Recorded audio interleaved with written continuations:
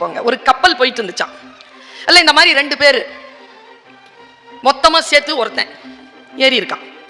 ஏறிட்டு வாழ்க்கை சரியில்லை, ஒரு பயமா இருக்கு, இந்த படகு உடஞ்சு போயிடும், இந்த கப்பல் உடஞ்சு போயிடும், நாம உயிரோட இருக்க போறது இல்லை, ஐயோ இந்த வாழ்க்கை ரொம்ப சொம கத்திக்கிட்டே இருந்திருக்கான். நல்லா தெரிஞ்சுக்கோங்க, இந்த உலகத்திலேயே சந்தோஷமா இருக்கிறவனை பார்த்து நாமளும் சந்தோஷமாகிறது நல்ல குணம். ஆனா அந்த குணம் நம்ம நிறைய பேர்கிட்ட இல்லை. ஆனா ஒரு குணம் இயற்கையே கொடுக்குது, சோகமா இருக்கிறவங்களை பார்த்த உடனே சோகமாயிருவோம். இந்த 2 பேரும் அதான் செஞ்சிருக்கிறாங்க. சந்தோஷமா கோயிலுக்கு வந்த நம்மள சொமன் இதே மாதிரி புலம்பிட்டு இருந்தா ஒருத்தன் சத்தமா புலம்பிட்டே இருந்தானா, அதுல ஒருத்தர் நம்ம பேராசன் மாதிரி ஒருத்தர் இருந்தார், சொல்வேந்தர் மாதிரி. டேய் புடிங்கடா அவனை, சரியில்லையே, எல்லாரையும் கலவரப்படுத்துறான், தூக்கி கடல்ல போடுங்கடா. தூக்கி கடல்ல போட்டாங்க. துடிக்கிறான் துள்றான். இதோ உயிர் போகும்போது குதிச்சு காப்பாத்திட்டாங்க. காப்பாத்தி கப்பல்ல போட்டாங்களா, கம்முன்னு வந்தான், சத்தமே இல்லை. எப்ப தெரியுமா அவனுக்கு புரிஞ்சு போச்சு, கடல் சுமையானது, அதிலிருந்து காப்பாற்றுகின்ற கப்பலில் நாம் இருக்கிறோம், இந்த சுகத்தை நாம் மரியாதையுடன் வெளிப்படுத்த வேண்டும் என்ற அறிவு அவங்களுக்கு வந்து சேர்ந்துருச்சு. நாம் பாதுகாப்பாகத்தான் இருக்கிறோம். ரூமி சொல்கிறான், நீ எதை தேடுகிறாயோ அதுதான் உன்னை தேடுகிறது. நம்முடைய வாழ்க்கையில் நாம் எப்படியான வாழ்க்கையை நாம் தேடுகிறோமோ அதுதான் நான் இன்னைக்கு சொல்றேன். போராட்டம் இல்லையா இந்த வாழ்க்கையில? இருக்கு. எந்த வாழ்க்கை சுகமானது? 4 நாட்களுக்கு முன்னால தினத்தந்தில ஒரு செய்தியா, வட மாநிலத்துல ஒரு அம்மா கோர்ட்ல கேஸ் போட்டிருக்கு. 1988ஆம் ஆண்டு அந்த அம்மா போட்ட கேஸ். அந்த அம்மா பேர் செலினா ஜோன்ஸ். இப்ப என்ன காலம், 34 வருஷம் கழிச்சு அந்த அம்மாக்கு தீர்ப்பு வந்திருக்கு. என்ன கேஸ் தெரியுமா? அந்த அம்மா நர்ஸா போய் ஒரு ராணுவத்துல சேர்ந்திருக்கு, நம்ம ராணுவத்துல சேர்ந்திருக்கு. சேர்ந்த 3 மாசத்துல அதுக்கு கல்யாணம் பிக்ஸ் ஆச்சு. கல்யாணம் சொல்லிட்டு பத்திரிக்கை கொடுத்திருக்கு, போயிட்டு வான்னு அனுப்புனவங்க பின்னாலேயே டெர்மினேஷன் ஆர்டர் அனுப்பிச்சிட்டாங்க. ஒரு பெண் வந்து நர்ஸா இருக்கிறவ, அது ஒரு ராணுவத்துல நர்ஸா இருக்கிறவ திருமணம் செய்து கொள்ள கூடாது அப்படிங்கிற ஒரு சட்டத்துல அனுப்பிட்டாங்க. இந்த அம்மா கோர்ட்ல கேஸ் போட்டுச்சு. 1988ஆம் ஆண்டு போட்ட கேஸ் 4 நாளுக்கு முன்னால தீர்ப்பு வந்திருக்கு. சுப்ரீம் கோர்ட் என்ன சொல்லுச்சு தெரியுமா? செய்கின்ற தொழிலுக்கும் பெண்ணின் திருமணத்திற்கும் தொடர்பு கிடையாது, இரண்டையும் தொடர்பு படுத்தியது குற்றம். 60 லட்சம் ரூபாயை ஒரே பேமெண்டா செலினா ஜோன்ஸ்க்கு கொடுக்கணும்னு சொல்லிட்டு சுப்ரீம் கோர்ட் இப்ப தீர்ப்பு சொல்லி இருக்கு. போராட்டம் தான் வெற்றி கிடைக்கும் என்பதற்கு பல்வேறு உதாரணங்களை என்னால் சொல்லிவிட முடியும். நீங்க இது சொல்றீங்களே, இந்த கற்கோயில் பாடம் வைக்கலாம்னு நாங்க எல்லாரும் பிஓஸ்ல வந்து உட்கார்ந்து யோசிக்கும் பொழுது நான் முன்னெடுத்த பாடம் என்ன தெரியுமா? பூசலார் புராணம். பூசலார் புராணத்தை குழந்தைக்கு சொல்லுங்க. கற்கோயில் கட்டுவது மிகச் சிறப்பானதுதான். எல்லோராலும் கட்டிவிட முடியாத பொழுது என்ன செய்யலாம்? நீ கற்கோயில் கட்ட வேண்டும் என்றுதான் பூசலார் போனார். அவருக்கு நிலம் கிடைக்கவில்லை, கல் கிடைக்கவில்லை, அவருக்கு நிதியம் கிடைக்கவில்லை. மனதிலே கோவில் கட்ட தொடங்கினார். எப்பொழுது அவர் கோவில் கட்ட தொடங்கினாரோ அந்த புராணத்தை படிக்கும் பொழுது மெய் சிலிர்க்குதுங்க எனக்கு. அவர் நிலம் வாங்குறாருங்க, பிக்ஸ் பண்றாருங்க. எங்க நிலம் வாங்குறாரோ அங்க பத்திரம் செய்யறாருங்க. மனசுலயே பத்திரம் செஞ்சு நிலம் வாங்கி பூஜை போட்டு ப்ளூ பிரிண்ட் போடுறாருங்க கோவிலுக்கு. ஸ்தபதிகளை போய் பிக்ஸ் பண்றாரு. எல்லாம் மனசுல சொல்லி ஆட்களை கூப்பிட்டு பிரகாரம் இப்படி இருக்கணும், உள்ள இருக்கக்கூடிய கருவறை இப்படி இருக்கணும், குளம் இப்படி இருக்கணும் என்று, கோபுரம் இப்படி இருக்கணும்னு சொல்லிட்டு ஆகம விதியின்படி அவர் அந்த கோயிலை கட்டுறார். பெரிய புராணம் சேக்கிழார் எழுதிய பெரிய புராணம் இதை சொல்கிறது. கட்டி எழுப்பி முடித்து விட்டான். அதே நேரத்தில் மன்னன் ஒரிஜினலா இந்த மாதிரி கற்கோயிலை கட்டுறான். கும்பாபிஷேகம் முடிவு செய்யப்படுது. கும்பாபிஷேகத்தினுடைய முடிவு நாளில், அடுத்த நாள் காலையில கும்பாபிஷேகம்னா, அன்று இரவு மன்னனுடைய கனவில் வந்து சிவன் சொன்னாராம், உன்னுடைய கும்பாபிஷேகத்துக்கு என்னால டேட் கொடுக்க முடியாது, நான் வேற இடத்துல அப்பாயின்மெண்ட் கொடுத்துட்டேன், நான் அங்க போறேன், உன் டேட்டை மாத்திக்க. இவன் கேட்டு இருக்கிறான், மன்னன் எங்க போற?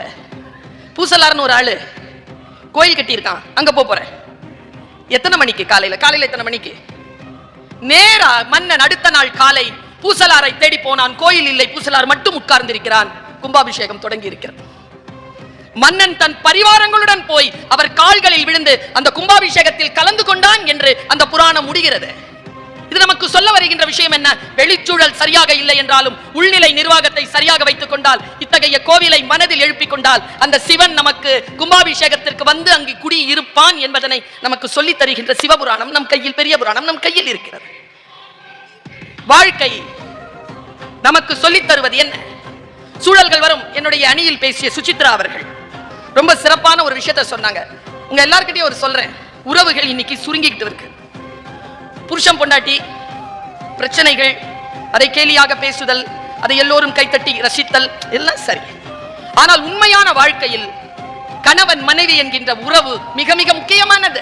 அதில் இருக்கக்கூடிய சுகம் மற்ற விஷயங்களில் தேடலில் இல்லை என்ற இந்த சமுதாயத்திற்கு நாம் சொல்லியாக வேண்டிய கடப்பாட்டில் நின்று கொண்டிருக்கிறோம். அம்மா நான் சும்மாவா?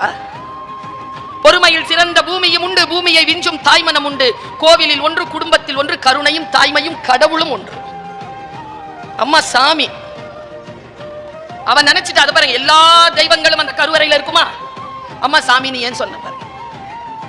எல்லா தெய்வங்களும் அந்த கருவறையில் இருக்கும். அந்த கருவறையே இந்த தெய்வத்திடம் இருக்கு. அவன் சாமி. சாமியை உள்ளே வைத்திருக்கக்கூடிய பேராற்றல் பெற்றவள் அந்த அம்மா இருக்கா இல்லையா? அந்த அம்மாவை உயிருடன் இருக்கின்ற பொழுது பேணி பாதுகாத்துக் கொள்ள வேண்டும். அவ எனக்கு தெரிஞ்சுங்க, எங்க அம்மாக்கு 79 வயசுங்க. எனக்கு ஏதேனும் கஷ்டம் இருந்தா போன்ல பேசினா ஒரே வார்த்தை தான், ஒரு 8 வீட்டுக்கு வந்துட்டு போ. இந்த ஒரு சொல் போதாதா? ஒரு 8 வீட்டுக்கு வந்துட்டு போப்பான்னு.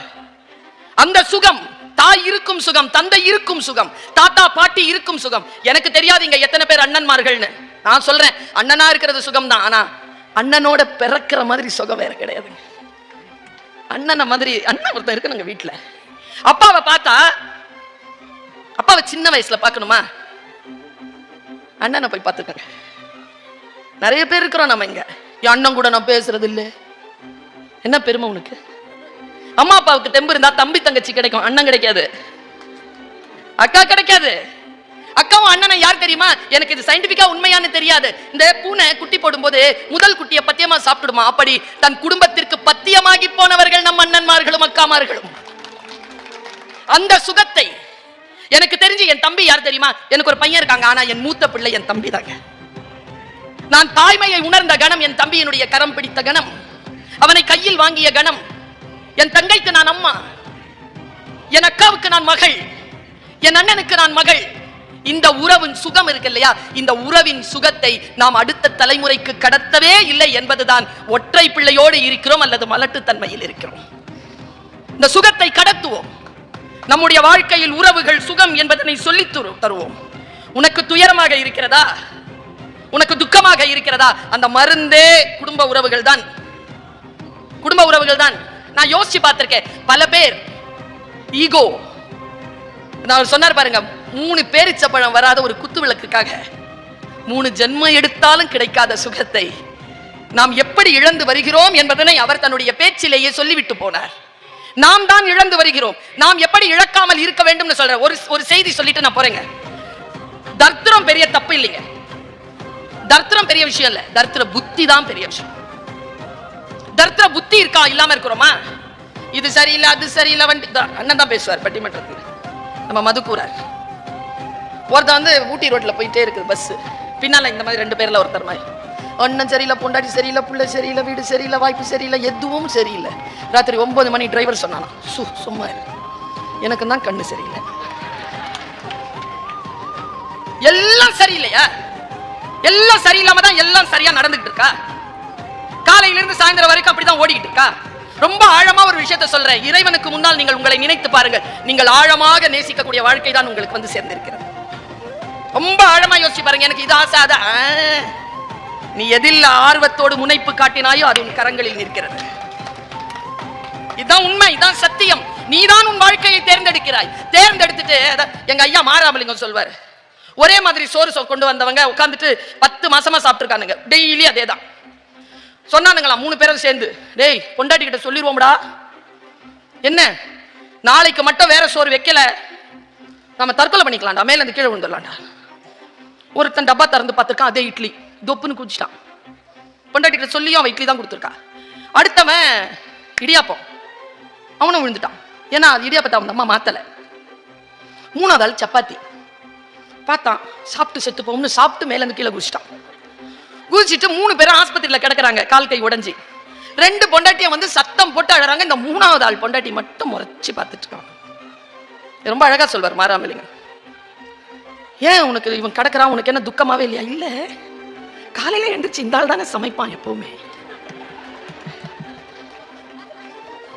அவன் சமைச்சது அவனே சாப்பிட்டு அவனே செத்து போனதுதான் இந்த கதை. நம் வாழ்க்கை அடுத்தவர்கள் கையில் இல்லை.